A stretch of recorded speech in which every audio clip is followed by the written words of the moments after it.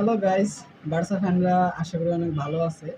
কারণ ২৮তম বারের মতো বার্সেলোনা তারা লা লিগা চ্যাম্পিয়নস হইতে যাইতেছে এবং এটা মোটামুটি নিশ্চিত। কারণ আজকে একটা ম্যাচ আছে রিয়াল মাদ্রিদের ওই মায়োর্কার সাথে। আজকের ম্যাচে এটা বার্সেলোনার জন্য কোনো ইফেক্ট ফেলবে না। আজকের ম্যাচ জিতলেও কোনো কিছু হবে না তাদের।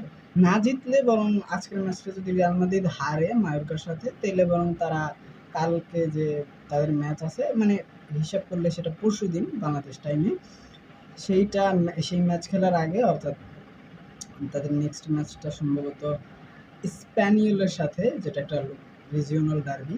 ওই ম্যাচটা খেলার আগে, ওই ম্যাচটা খেলতে নামার আগে তারা চ্যাম্পিয়ন হয়ে যাবে, যদি আজকের ম্যাচটা রিয়াল মাদ্রিদ হারে মায়োর্কার কাছে। আর মায়োর্কা গত ম্যাচটা জিতছে রিয়াল ভায়াদোলিদের সাথে।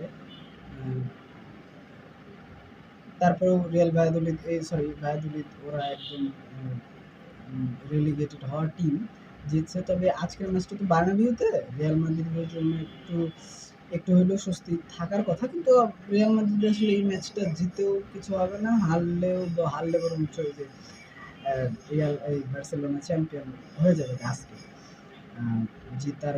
জিতলে আসলে আহামরি কিছু পাওয়ার নাই। তবে রেকর্ডটা মোটামুটি রিয়াল মাদ্রিদের পক্ষেই। গত ৮টা ম্যাচ, যেটা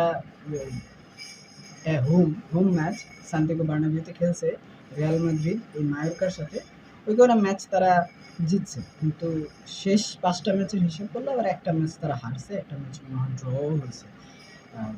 তো তারপরেও আরেকটা বিষয় হইলো, বার্সেলোনার এগেনস্টে যখন মায়োর্কা খেললো কিছুদিন আগে, ওই সময় মায়োর্কার গোলকিপার লিও রোমান এক ম্যাচে ১৩টা সেভ দিছে। মানে ভাবা যায়, মানে এক ম্যাচে ১৪টা শট হয়েছে, বার্সেলোনা এক ম্যাচে ১৪টা শট করছে ওই ম্যাচটাতে। কিছুদিন আগে সম্ভবত এটা ইন্টারের সাথে যে সেকেন্ড লেগ খেলবে তার আগে মনে হয় খেলে গেছিল মায়োর্কার সাথে। ওই ম্যাচে লিও রোমান ১৪টা শট অন টার্গেট হয়েছে, সেখানে ১৩টাই সেভ দিছিল। এর আগের ম্যাচে যদিও মনে হয় লিও রোমান খেলে নাই মায়োর্কার হইয়া, কিন্তু এই ম্যাচে সম্ভবত খেলার কথা। আমি যতটুকু আমি আমি মানে এটা শিওর না, খেলার কথা লিও রোমানের। তো এমনিতে রিয়াল মাদ্রিদ চান্স ক্রিয়েট করতে পারে না, তার মধ্যে আবার এতগুলো চান্স ক্রিয়েট করার পরেও যদি ঠেকায় দেয়, তাহলে আজকে আসলে রিয়াল মাদ্রিদের পক্ষে জেতা ফেরাটা আসলে কষ্ট হবে। জেতা ফেরা বলতে নিজেদের মাঠে খেলা, সান্তিয়াগো বার্নাবিউ এটা ওদের জন্য একটু হলেও সুবিধাজনক, কিন্তু এটা আসলে খুব একটা ম্যাটার করে না। অন্যদিকে বার্সেলোনা যদি রিয়াল মাদ্রিদ জিতাও যায়, তারপরেও তারা পরের দিন যে ম্যাচটা খেলবে ওটা স্প্যানিওলের সাথে, ওটা একটা রিজিওনাল ডার্বি, ওটা বললাম।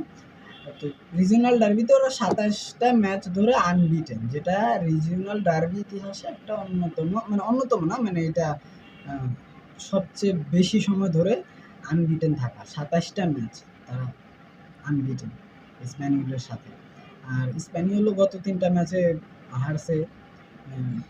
তো আসলে স্প্যানিওলের ১৬ নাম্বার টিম, এইটা বার্সেলোনার মতো টিমের কাছে একদম দুধ ভাত। কয়টা গোল দিবে এটাই হলো হিসাবের বিষয়, কয় হালি দিতে পারে এটা অনেকে হিসাব করতে পারে। তবে ম্যাচটা সম্ভবত বার্সেলোনা জিতবে। আর হয় আজকের ম্যাচ নয় কালকের ম্যাচ, এই দুইটা ম্যাচেই আসলে বার্সেলোনা সম্ভবত কাপ জিততেছে ২৮তম বারের মতো। ১ বছর আগে তারা কাপ জিতছিল, ১ মৌসুম আগে, আবারও জিততেছে। সো বার্সেলোনা ফ্যানদের জন্য এটা অনেক অনেক আনন্দের একটা খবর। এর মধ্যে আবার আনচেলত্তি, আমরা মানে সবার যেটা এক্সপেকটেশন ছিল ব্রাজিলে যাবে, আর ব্রাজিল সিবিএফ এটা কনফার্ম করছে, ব্রাজিলে যাইতেছে ২৬শে মে, এখানে যে দল ঘোষণা করবে ২৫শে মে সম্ভবত শেষ ম্যাচ খেলবে আনচেলত্তির আন্ডারে।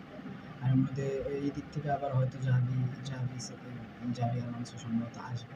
তো যাই হোক, রিয়াল মাদ্রিদের টিমটা একটু ঢেলে সাজায়নি বলতে আসলে কি করবে, মানে এই বছরটা একেবারে পুরো ইনজুরি লিস্ট, মানে পুরা একটা ডিফেন্স লাইন ইনজুরিতে পড়ে গেছে। Danny Carvajal, Antonio Rudiger, Eder Militao, David Alaba, Fernando Mendy, মানে এমন অবস্থা হয়েছে কালকে এল ক্লাসিকোর মতো ম্যাচে চুয়ামেনিরে দিয়ে খেলাইতে হয়েছে আমার সেন্টার ব্যাক।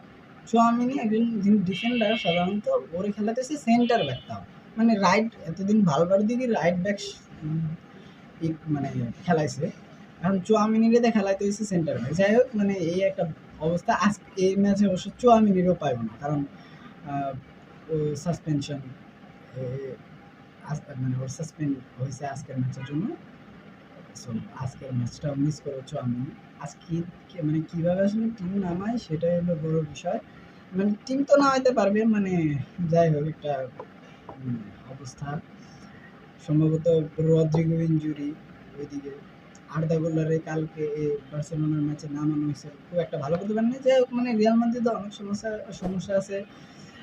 এগুলো সম্ভবত জাভি আলোনসো আসবো, এটা হয়তো একটু দেখলে ঠিক করতে পারে। কিন্তু বার্সেলোনার জন্য খুবই আনন্দের খবর, মানে যখন আসলে সিজনে শুরু হয়েছিল তখন, মানে এটা একটা করি যে সিজনে যখন শুরু হয়েছিল তখন বার্সেলোনা ফ্যানরা কে কি ভাবছিল বার্সেলোনারে নিয়ে, এটা কমেন্টে জানাইতে পারেন। আর মানে সবাই জাস্ট এইটা হ্যান্সি ফ্লিক এক্সেলেন্ট, এবং এটা আসলে এক্সপেকটেশনের বাইরেই মনে হয় আমার কাছে, যেটা মনে হয়। চ্যাম্পিয়ন্স লিগ তারা আনফর্চুনেটলি জিততে পারে নাই, আশা করি সামনে ভালো কিছু সম্ভব।